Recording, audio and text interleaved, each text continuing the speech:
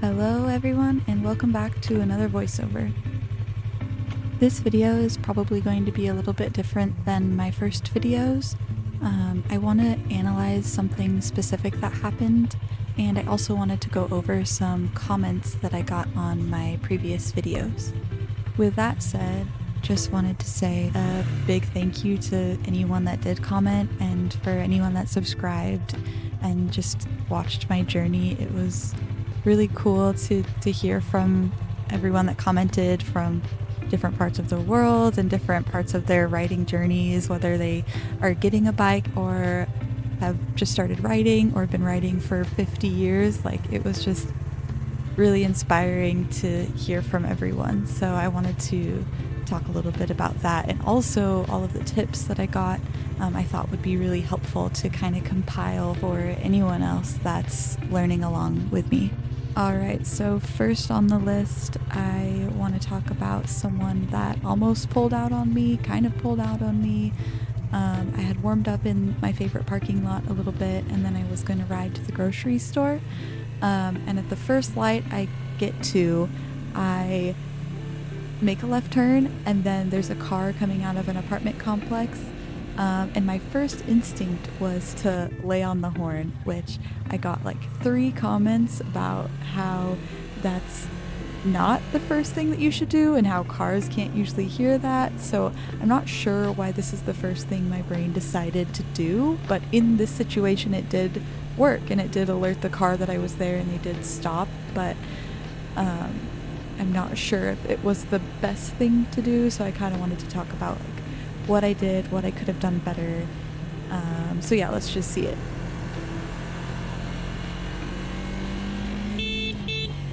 So I thought they were going to stop. They definitely didn't stop. It really wasn't that close, but it could have been a lot worse. What? Yeah.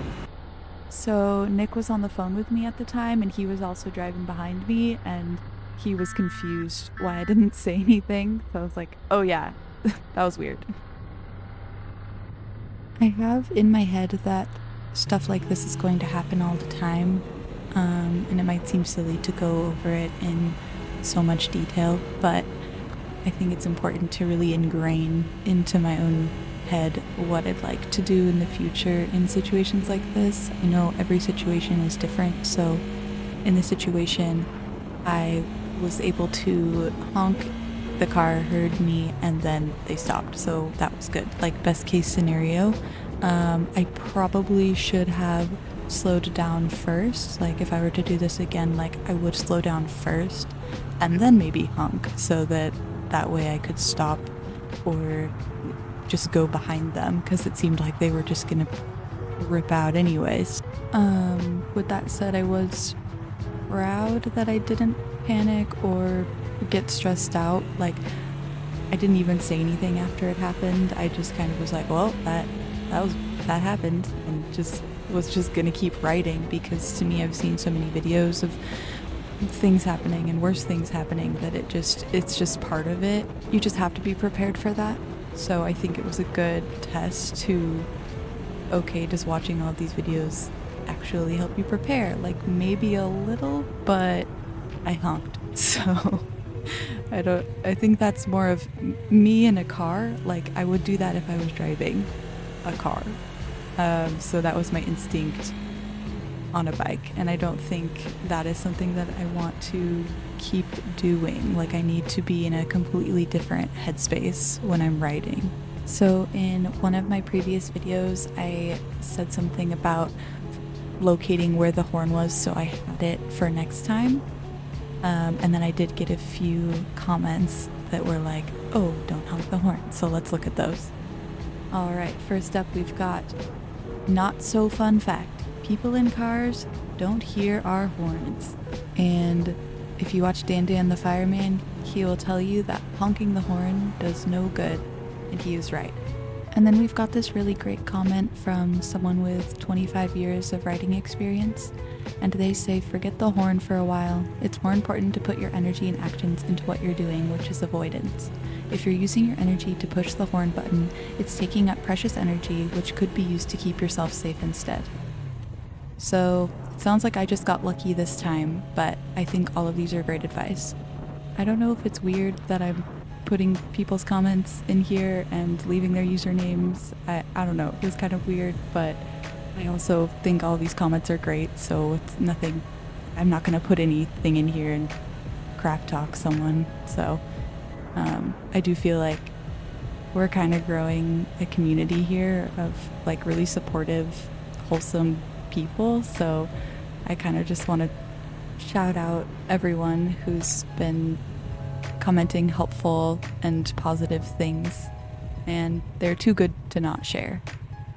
It's honestly kind of insane, and I have a major case of imposter syndrome, like doing something that I don't know a lot about and feeling like I don't really belong. And so I was just really surprised that so many people watched my videos and actually commented on my videos.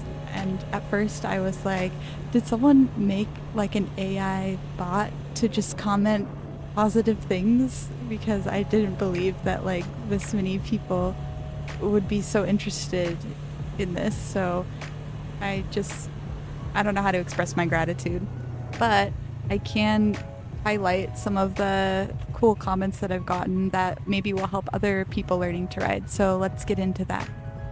Alright, we've got the first and most obvious tip, which is to ride. It's all about the seat time with this one.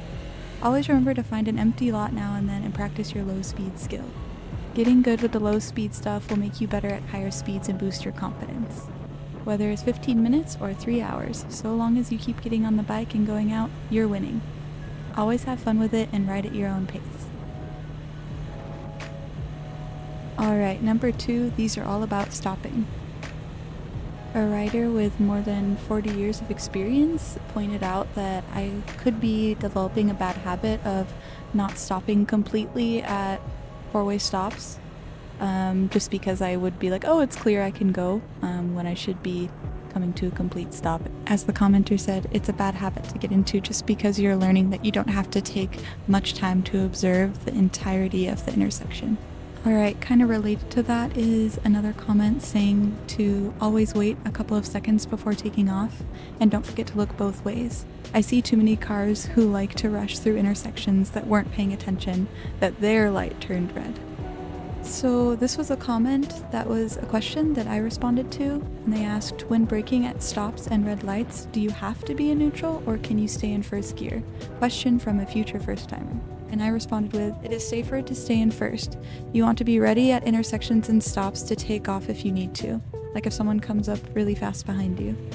It's also good to not stop directly behind cars for this reason. Stop to either side of the lane, whichever is best for seeing and being seen. That way you have a better escape path between lanes and don't get smashed between two cars. Tip number 3 is emergency braking. I think I got a few on this, but I couldn't find them all, so I have this one that says practice emergency braking.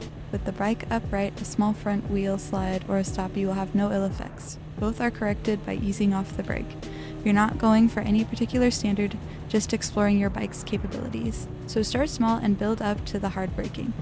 I really like this comment because emergency braking is something that I have been wanting to practice more. I think one of the big reasons I feel uncomfortable going above 40 is because I've never emergency braked at that speed. So I feel like a good tip for a beginner rider is to not go a speed without practicing how to brake at that speed. So if you're gonna go 40, practice braking at 40 so you know how the bike will react. So I think that we can all agree that cars will pull out on you. You will have to eventually do something evasive to avoid a situation. And I liked this one because it seemed like a good way to prevent that from needing to happen. So this comment said, a couple of small swerves when approaching intersections/side roads will help car drivers notice you. The headlight moving side to side is easier to see than when you are riding straight. Also, it's fun to ride like that. Along with being visible, I think it's just good to be aware that it's a lot easier to hide as a motorcycle rider. You can hide behind a bush, or a light pole a lot easier than a car can. So just knowing that when you are in an intersection or when you're passing, say, an apartment complex and someone is pulling out, that if there's a tree in their view, then they probably can't see you. So just be looking for those hazards where you're not super visible and then make yourself more visible. This is also kind of related to people changing lanes around you or you changing lanes, but that's kind of like its whole own thing. Tip number 4 is all about the gear. This commenter said their number 1 tip for every motorcycle enthusiast ever is to get hearing protection. Tinnitus is no joke. And number 2, get a decent pair of boots, preferably supporting your ankles when you fall, stumble, or for whatever reason had to lay her down. So this is something important to me because I feel like I see so many videos of riders not wearing any gear or just a gloves and a helmet or whatever is required in their state. But as a new rider, I look at this and think that maybe I will be a nerd or I'm goofy for wanting to wear full gear around the parking lot, but it's something that helped me be more confident and feel more comfortable, and I would also like to keep the skin on my body. So maybe let's go over really quickly what things I would look for if I was going to get all new gear. So this is just going to be a really quick overview because there are a lot of good resources out there for this information, which we will talk about at the end. So we've got helmets, which is arguably the most important thing to buy. Make sure you check that the helmet is certified to either ECE or SNELL, not just DOT. And a full face helmet is safest because there is a higher probability of you hitting the front of your face and jaw area if you do happen to go down. And also make sure that someone helps you get the right fit for your helmet. I think mine is a little bit big and I'm looking to get a new one in the near future. There's all sorts of other things to consider when getting a helmet, like the visor type. I wish that my helmet had one of those tinted visors you could push a button and it would come down, or one of the ones that tinted in the UV light. Other things to compare when looking at different helmets is the weight, the shell material, the padding, the liner, and the ventilation. You also don't really want to get a used helmet because the plastic ages and actually becomes more brittle, so a helmet is one thing I would really consider getting new. I am a big advocate for getting the whole fit, so the gloves, the boots, the pants, and the jacket. There are so many different types and styles and brands, it can be pretty daunting when you're starting out to find something that will work for you. There are a lot of things to look for, but the material is a big one, so an abrasion resistant material like leather or textile will be good at preventing road rash, and textile will be more breathable than leather. Along with material, most motorcycle clothes will have armor. This armor usually has a CE rating, so make sure you do some research into what that means, and also make sure that the CE rating is for the armor and not for, like, say, like a zipper or something, because brands will do that where they say something is CE rated because a part of it is CE rated, but that doesn't mean that the whole thing is actually CE rated. The fit is also really important. The clothes shouldn't be too tight to restrict your movement, but they shouldn't be too loose and flap in the wind. I highly recommend trying on clothes in the store. Look up like a cycle gear around you.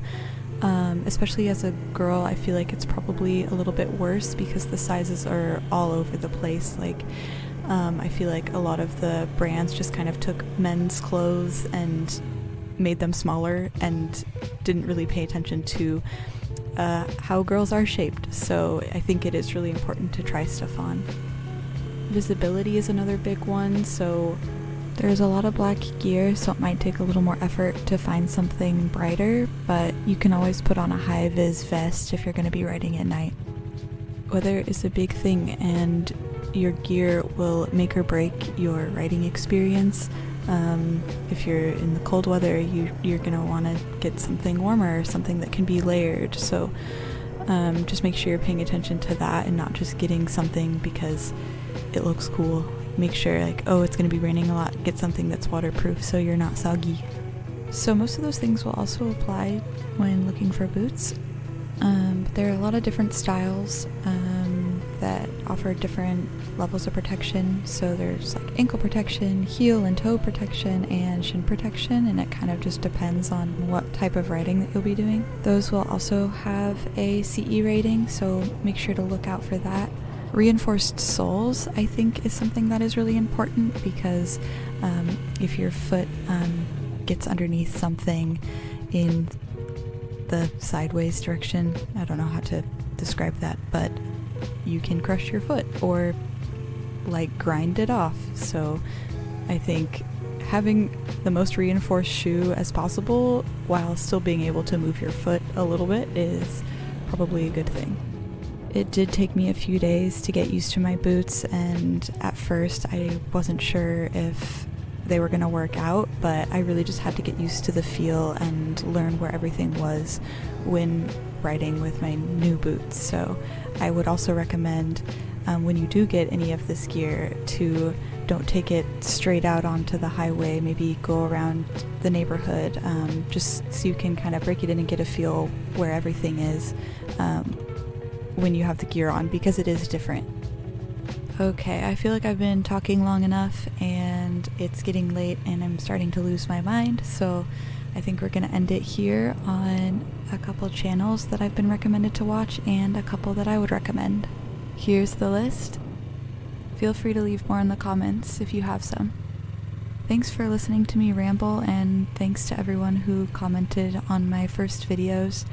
I just thought it would be good to compile everything and kind of put the main tips into one video so that other people that have been watching that are just starting can learn along with me. I want to say a thank you from the bottom of my heart to the 800 people that subscribe to me. It really means a lot, and I didn't ever think that was going to happen, so I really appreciate it. My next couple videos that I have are more of me riding and more of the vlog style with a voiceover, so if this was really boring, then I apologize. I wish you all the best, no matter where you're at in your journey. Ride safe.